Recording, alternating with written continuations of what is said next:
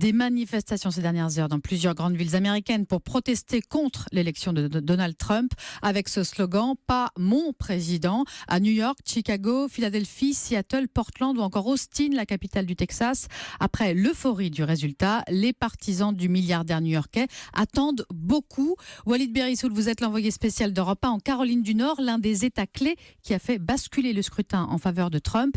C'est étonnant, Walid, mais ces partisans ont chacun leur idée de ce que le président élu a promis. Exactement, pour Brian par exemple, ce mécanicien de 52 ans, la priorité c'est de refaire les routes, les ponts, les tunnels en très mauvais état. C'était d'ailleurs la première annonce du président élu Donald Trump, les grands travaux totalement financés par l'État pour créer des emplois. C'est comme un retour à l'époque de Roosevelt où ils ont lancé plein de grands travaux partout juste pour créer des jobs. Ici, on n'a pas vu le chômage baisser comme ailleurs dans le pays. Il y arrivera avec de l'argent public. Il trouvera cet argent en arrêtant les gaspillages.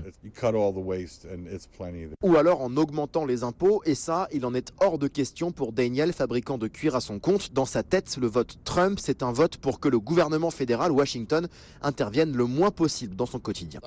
Je ne veux pas qu'il se mêle de mon business. Je veux dire, ça fait 35 ans que je suis artisan et toutes les normes qu'on nous impose, c'est ridicule.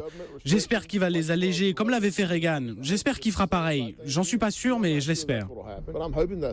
Et il a voté Donald Trump pour s'assurer qu'il nommera à la Cour suprême des juges à vie, inflexibles sur le droit de port d'armes. Une garantie non pas pour les 4 prochaines années, mais pour les prochaines décennies. Walid Berissoul, envoyé spécial d'Europe 1 en Caroline du Nord.